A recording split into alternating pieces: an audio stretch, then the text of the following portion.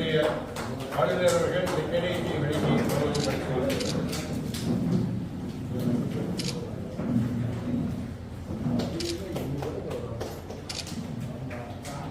நம்முடைய அமைச்சர்கள்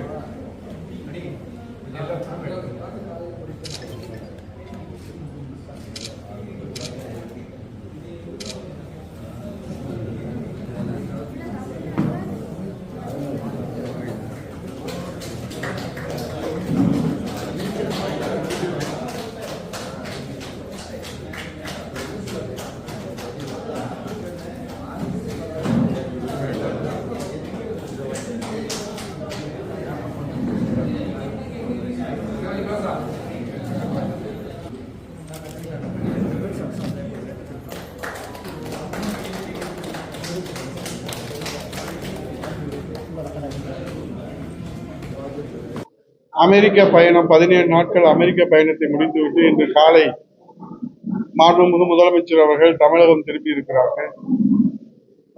ஆனால் அவர்கள் கொடுத்த அந்த விளம்பரத்தின் அடிப்படையிலே பார்க்கிற போது பிற மாநிலங்களில் இருந்து வெளிநாடுகளுக்கு சென்று அவர்கள் ஈட்டி வந்த முதலீடோடு நாம் ஒப்பிட்டு பார்க்கிற போது மிக மிக குறைவாக மாண்புமிகு முதலமைச்சருடைய வெளிநாட்டு பயணம் 100% தோல்வியிலே முடிந்ததாக பார்க்கப்படுகிறது.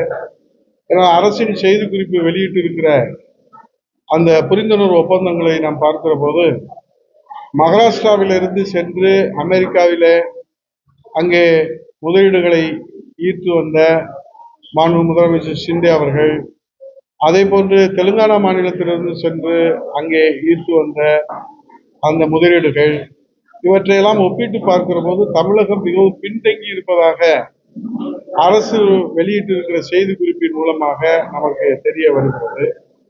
ஆகவே இந்த பயணம் முழுமையாக ஒரு தோல்விக்கான பயணமாகவே பார்க்கப்படுகிறது.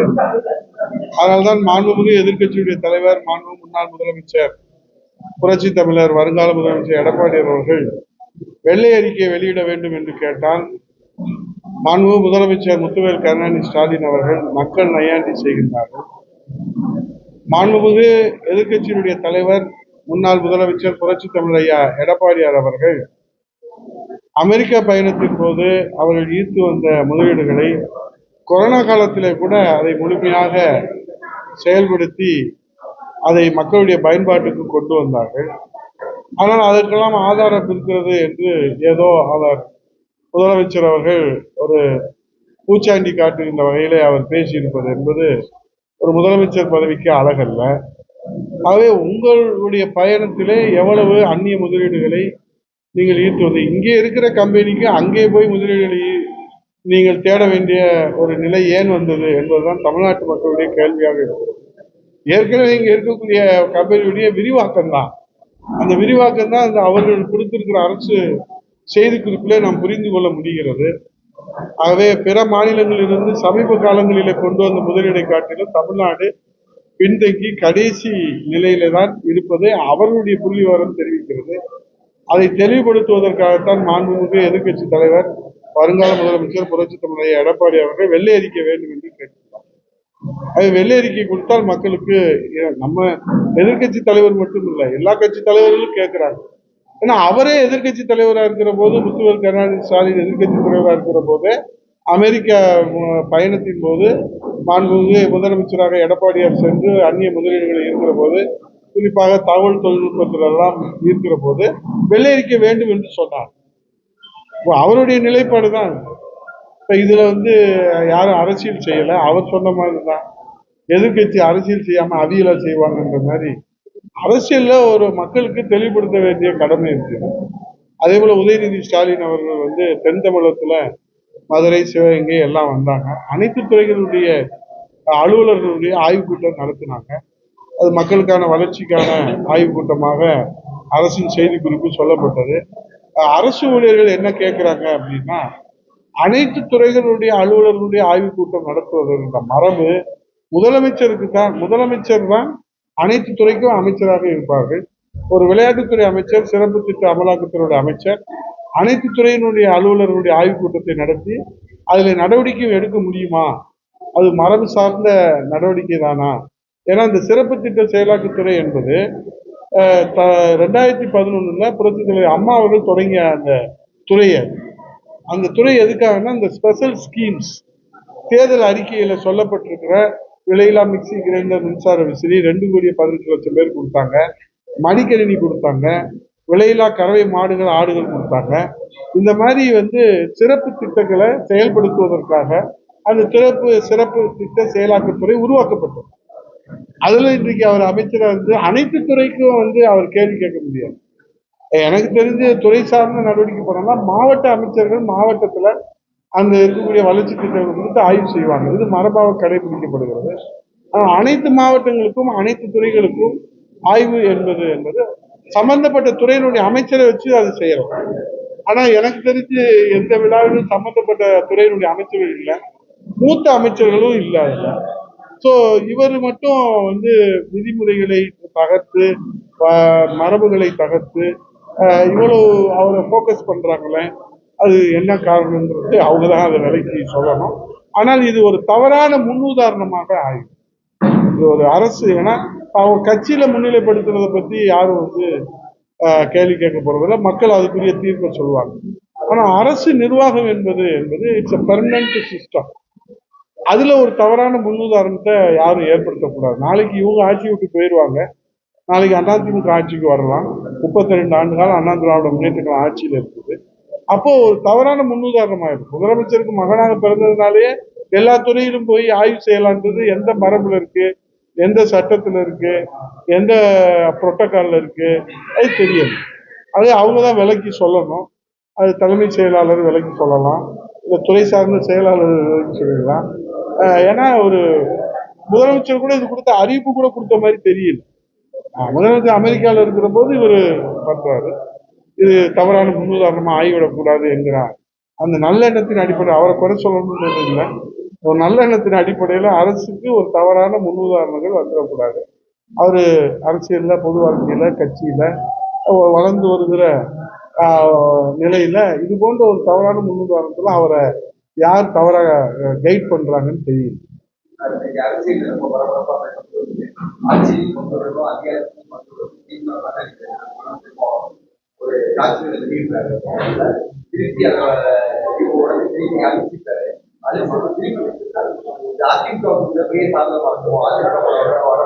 எழுச்சி தமிழர் மரியாதைக்குரிய அண்ணன் திருமாவளவன் அவர்கள் அது குறித்து விளக்கம் சொல்லியிருக்காரு.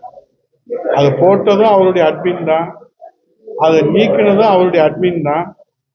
அதுக்கு உரிய விளக்கத்தை அவரே சொல்லியிருக்காரு. ஏன் எடுத்தாருன்ற விளக்கத்தை என்னுடைய அட்மின்கிட்ட கேட்டு சொல்றேன்னு அவரே சொன்னதாக செய்திகள் நம்ம பார்க்கிறோம். அவங்க ஒவ்வொருவருடைய உரிமையை அவங்க கேட்கறது எல்லோருக்குமே உரிமை இருக்கு. கட்சி நடத்துறதே எல்லோரும் கட்சி நடத்துறத ஆட்சியிலும் அதிகாரத்திலும் எல்லோரும் அந்த கருத்தை சொல்றாங்க. கட்சியை ஆரம்பிக்கிறவங்க எல்லோரும் என்ன சொல்றாங்க, நாங்க ஆட்சியை பிடிப்போம் சொல்றாங்க. அதாவது யதார்த்த நிலவரங்கள் எப்படி இருக்குது, என்ன இருக்கு, மக்கள் ஆதரவு எப்படி இருக்கு, மக்கள் யாரை ஆதரிக்கிறாங்க, அதோட தான் நம்ம முதல்ல இந்த கூட்டணி என்பதே பார்த்தீங்கன்னா நம்முடைய பேரறிஞர் பெருந்தகை அண்ணா அவர்கள் தான் அதை உருவாக்கினாங்க.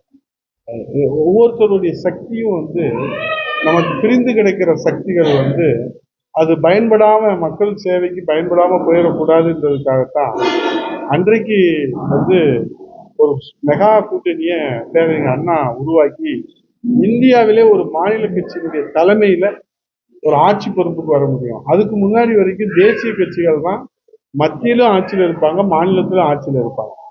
பேரறிஞர் பெருந்தகை அண்ணா அவர்கள் எடுத்த அந்த முயற்சி தான் இந்த தமிழ் சமுதாயத்துக்கு ஒரு விழிப்புணர்வை கொடுத்து ஒரு கூட்டு முயற்சியில ஒரு மாநில கட்சியினுடைய தலைமையில ஆட்சி அதிகாரத்தை மக்களுக்கு சேவை செய்வதற்கு இந்த மக்கள் தீர்ப்பு வழங்கினாங்க.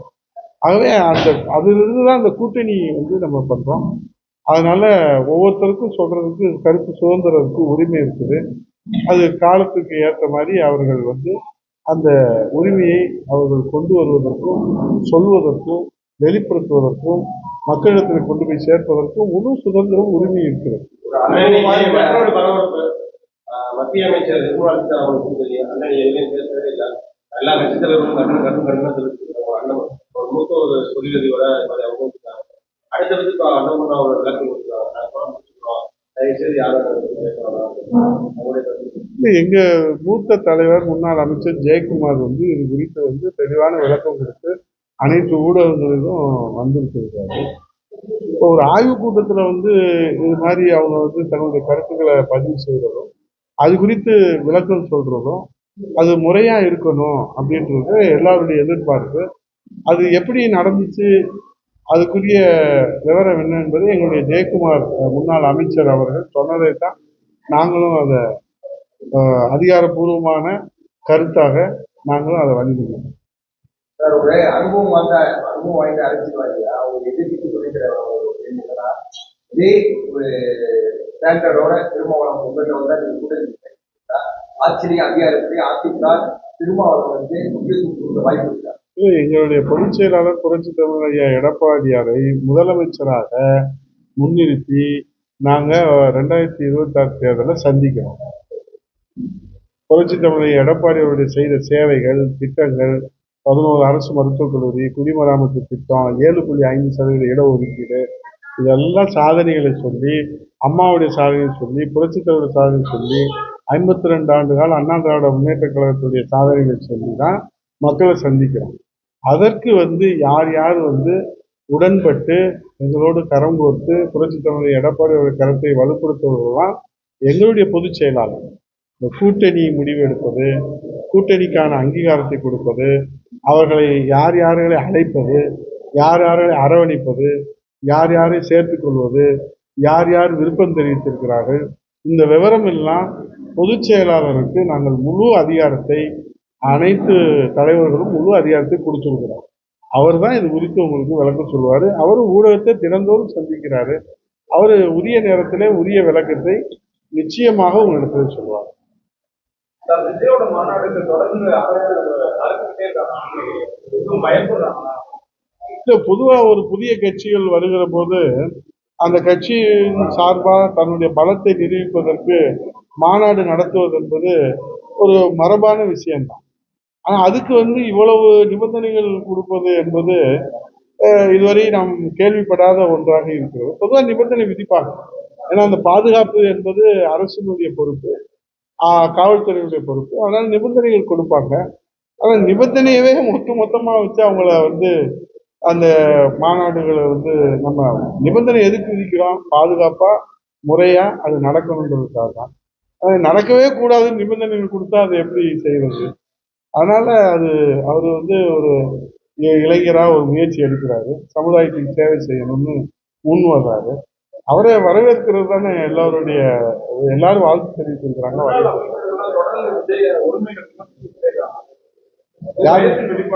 யாரு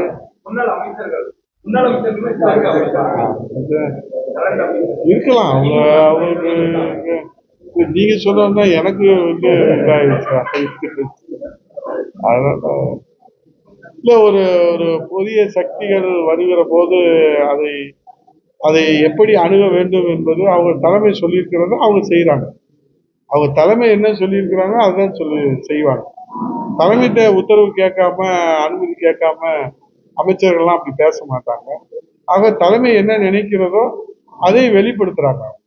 இவங்க பேச வேண்டியதை அவங்க பேசுறாங்க, முதலமைச்சர் பேச வேண்டியதை அவங்க பேசுறாங்க, விளையாட்டுத்துறை அமைச்சர் பேச வேண்டியதை அவங்க பேசுறாங்க. அது தனிப்பட்ட அமைச்சர் சொல்ற கருத்து தனிப்பட்ட கருத்தை எடுத்துக்க முடியாது. அது ஒரு கட்சியின் கருத்து. அந்த அமைச்சரவையினுடைய கருத்தாத்தான், ஆட்சியாளருடைய கருத்தாத்தான் நம்ம ஏற்றுக்க முடியும். அப்ப அவங்க சொல்ற கருத்துல இருந்து வெட்ட வெளிச்சமா தெரியுது அவர் வர்றதை விரும்பலன்றது.